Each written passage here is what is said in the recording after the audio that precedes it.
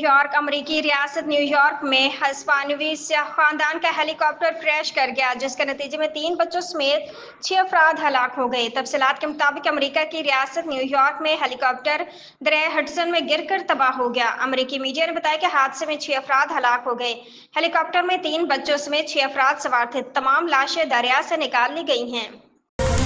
مفتی تقی عثمانی اور مفتی منیب الرحمان نے اسرائیل کے خلاف جہاد کا فتویٰ دے دیا۔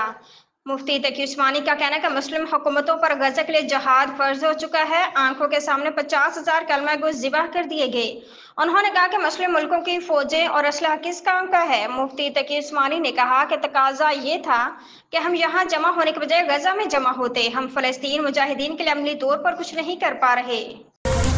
اسلام آباد نیپرا نے کراچی سمیت ملک بھر کے لیے بجلی سستی کرنے کی منظوری دے دی۔ نیپرا نے بجلی ₹1.71 فی یونٹ سستی کرنے کی حکومت درخواست منظور کر لی۔ نیپرا نے بجلی سستی کرنے کا فیصلہ وفاقی حکومت کو بھجوا دیا۔ بجلی کی قیمت میں کمی کا اطلاق اپریل-جون 2025 کے لیے ہوگا۔ پاکستان میں سونے کی فی تولہ قیمت میں اضافے کا سلسلہ جاری ہے۔ آج بھی کاروباری روز کے دوران سونے کی قیمت میں بڑا اضافہ ہوا۔